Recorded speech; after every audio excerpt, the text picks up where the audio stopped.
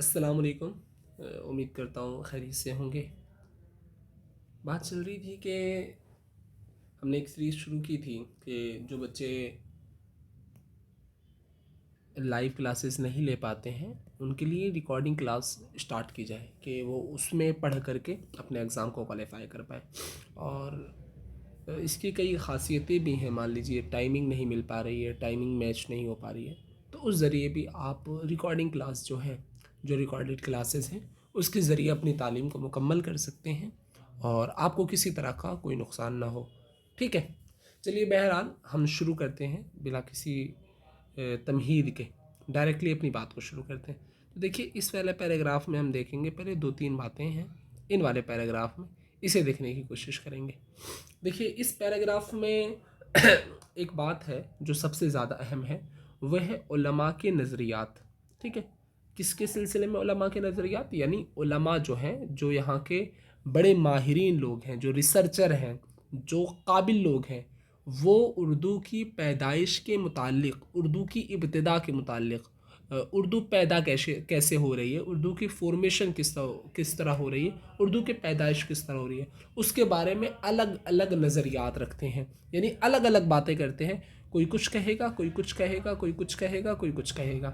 ان جو 6-7 باتیں ہوں گی، عام طور پہ زبان کے جو عالم ہیں 6-7 بہت زیادہ مشہور ہیں اردو ادب کے اندر، صرف ہم ان کے نظریات کو دیکھیں گے اور اچھے سے رٹ بھی لیں گے۔ ٹھیک ہے، کیونکہ بعد میں جب آپ آگے کلاسز میں جائیں گے تو انہیں بہت اچھے سے ایکسپلین کر بھی دیا جائے گا۔ ٹھیک ہے، لیکن ابھی آپ کا چونکہ بیسک ہے تو پہلے آپ اسے رٹ لیں، آپ اسے دیکھ لیں، سمجھ لیں، اس کے بعد انشاءاللہ تعالی جب آپ نیکسٹ لیول میں جائیں گے تو اسے الگ الگ فردن فردن بہت ایکسپلینیشن کے ساتھ آپ کو سمجھانے کی کوشش کی جائے گی۔ ٹھیک ہے، تو پہلے یہ دیکھ لیجئے کہ علماء کے نظریات کیا ہیں، اور آپ کو ابتدا بھی یہیں سے کرنی چاہیے۔ ٹھیک ہے، توجہ دیں تھوڑا سا کہ کہتے ہیں کہ باغ و بہار کے اندر میر امن صاحب کہتے ہیں کہ بھئی اردو جو ہے نا اکبر کے عہد میں پیدا ہو رہی ہے اور شاہ جہاں کے زمانے میں وہ فروغ پا رہی ہے۔ کون کہہ رہا ہے؟ میر امن کہتے ہیں۔ میر امن کہتے ہیں کہ بھئی وہ باغ و بہار میں تحریر کرتے ہیں، لکھتے ہیں اور کہتے ہیں کہ اردو اکبر کے عہد میں پیدا ہوئی اور شاہ جہاں کے زمانے میں اس نے فرق پایا۔ یعنی جب اکبر کا عہد تھا، اکبر کے بعد جہانگیر، جہانگیر کے بعد شاہ جہاں، تو یہ میر امن کا ماننا یہ ہے کہ بھئی اردو جو ہے، اردو کی پیدائش جو ہے میر امن کے ٹائم میں ہو رہی، اکبر کے عہد میں ہو رہی ہے، اکبر کے وقت میں ہو رہی ہے، اور شاہ جہاں کے عہد تک پہنچتے پہنچتے اس نے فروغ پا لیا۔ اس بات کو یہ ثابت کرنا چاہتے ہیں۔ دوسرا نظریہ ہے مولانا محمد حسین آزاد کا۔ یہ کہتے ہیں کہ بھئی یہ ان کی ایک بہت مشہور کتاب ہے آب حیات، آپ ان کتابوں کو بھی یاد رکھیں، باغ و بہار، آب حیات، کیونکہ یہ آبجیکٹو میں آپ کے بہت کام آئیں گے۔ ٹھیک ہے، تو لکھتے ہیں کہ بھئی باغ و بہار آب حیات میں خیال ظاہر کرتے ہیں کہ اردو برج بھاشا سے نکلی۔ یہ آپ کے آبجیکٹو میں بھی آ جاتا ہے اور سبجیکٹو میں تو آپ کو لکھنا ہی ہے۔ ٹھیک ہے، تو اردو برج بھاشا سے نکلی اور شاہ جہاں کے عہد میں تکمیل کو پہنچی، جبکہ اصلیت یہ ہے کہ اردو زبان کا آغاز بہت پہلے ہو چکا تھا۔ آپ کو ابھی نظریات دیکھنے، آپ نظریات پہ فوکس رکھیے اور اسے بہت اچھے سے یاد کرنے کی کوشش کیجیے۔ ٹھیک ہے، اور شاہ جہاں کے عہد میں تکمیل کو پہنچی، دو نظریات ہو گئے۔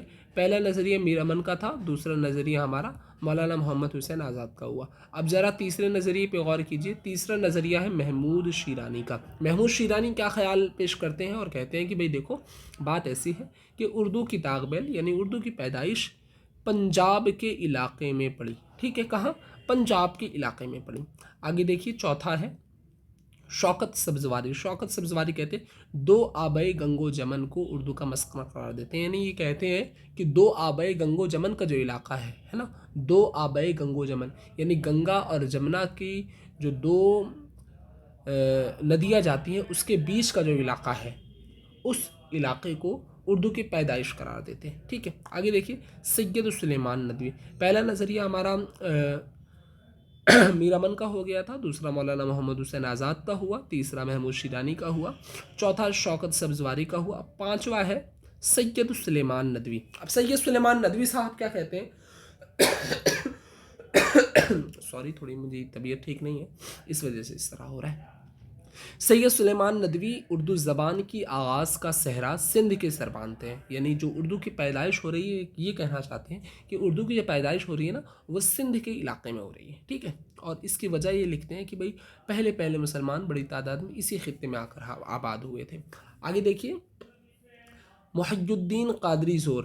محی الدین قادری زور کیا لکھتے ہیں؟ یہ کہتے ہیں کہ یہ شیرانی کا ہم خیال ہے. شیرانی کیا کہتے ہیں کہ پنجاب کے علاقے میں پڑھی، لیکن اس بات کو یہ زیادہ اہمیت دیتے ہیں کہ بھئی ٹھیک ہے پنجاب کے علاقے میں تو پڑھی، لیکن اردو کے اوپر جو ہے نا ہریانوی زبان کے بہت اثرات ہیں، ٹھیک ہے. آگے دیکھیے آخری نظریہ جو ہوگا اس کتاب کے مطابق ہمارا وہ یہ ہے کہ مسعود حسین خان سرزمین دہلی اور اس کے گرد و نواح کو اردو کی جائے پیدائش بتاتے ہیں. مسعود حسین خان یہ کہتے ہیں کہ جو سرزمین دلی ہے، جو دلی کا علاقہ ہے اور دلی کے آس پاس کا جو علاقہ ہے وہ اردو کی جائے پیدائش ہے، یعنی وہاں پر آ کر کے اردو کی ابتدا ہوئی ہے. تو ہمارے ٹوٹل کتنے نظریات ہوئے؟ 7 نظریات ہوئے ہیں نا، 7 نظریات ہوئے. ہم نظریات کو بہت اچھے سے دیکھ لیں. اردو ادب کے طالب علم کے لیے تو یہ بالکل جاننا بے حد ضروری ہے کہ بھائی بتاؤ کہ اردو کی پیدائش کس طرح ہو رہی ہے، اردو کی ابتدا کس طرح ہو رہی ہے، اور اس میں علماء کے نظریات کے. اگلی والی ویڈیو میں انشاءاللہ، اس ویڈیو کو ہم صرف اتنا رہنے دیں گے، اگلی ویڈیو میں انشاءاللہ ہم یہ دیکھیں گے کہ پیدائش ہوئی آخر کیسے. یہ تو علماء کے نظریات ہو گئے، علماء کے اوپینین ہو گئے، علماء نے جو کہا وہ تو ٹھیک ہے، لیکن اگلی ویڈیو میں ہم یہ دیکھیں گے کہ بھئی آخر یہ ہو کیا رہا تھا، کیسے زبان کی ابتدا ہو رہی تھی، کیسے پیدائش ہو رہی تھی، ٹھیک ہے. اس پر ہم غور کریں گے، ٹھیک ہے. تو کتنے نظریات ہوئے ایک بار میں آپ کو ٹرک بتا دیتا ہوں تاکہ آپ اچھے سے یاد کر پائیں. پہلا نظریہ، دوسرا نظریہ، تیسرا، چوتھا، پانچواں، چھٹا. پہلا میر امن کا ہے. میر امن کیا کہہ رہے ہیں؟ میر امن کہہ رہے ہیں باغ و بہار میں، باغ و بہار کی کتاب میں کہہ رہے ہیں کہ بھئی اکبر کے عہد میں پیدا ہو رہی ہے، شاہ جہاں کے اس زمانے میں وہ فروغ پا رہی ہے. دوسرا نظریہ مولانا محمد حسین آزاد کا ہے. وہ یہ کہتے ہیں کہ بھئی آب حیات میں اس بات کو یہ کہتے ہیں کہ بھئی دیکھو شاہ جہاں کے زمانے میں وہ پیدا ہو رہی ہے اور برج بھاشا سے وہ نکلی ہے. سوری. محمود شیرانی کہتے ہیں کہ پنجاب کے علاقے میں پیدا ہوئی. شوکت سبزواری کہتے ہیں دعا بھائی گنگو جمن میں پیدا ہوئی. سید سلیمان ندوی کہتے ہیں سندھ میں پیدا ہوئی. اور محی الدین قادری زور کہتے ہیں کہ پنجاب میں تو پیدا ہوئی لیکن اس کے اوپر ہریانوی زبان کے بہت اثرات ہیں. مسعود حسین خان کہتے ہیں کہ سرزمین دلی اور دلی کے آس پاس کا جو علاقہ ہے وہاں پر اردو کی پیدائش ہو رہی ہے. امید کرتا ہوں یہ آپ نظریات آپ کو بالکل اچھے سے سمجھ میں آ گئے ہوں گے. ان نظریات کو بہت اچھے سے رٹ لیجئے، اپنے دماغ کے اندر بیٹھا لیجئے. انشاءاللہ اگر آپ صرف اتنے کو بیٹھا لیتے ہیں تو یہ آپ کے بی اے آنرس اردو اور ایم اے آنرس اردو میں بہت کام آنے والی چیز ہے، اور آبجیکٹو میں بھی سوال آ جاتے ہیں، ٹھیک ہے. تو اگر آپ جامعہ ملیہ اسلامیہ کی تیاری کر رہے ہیں، سوری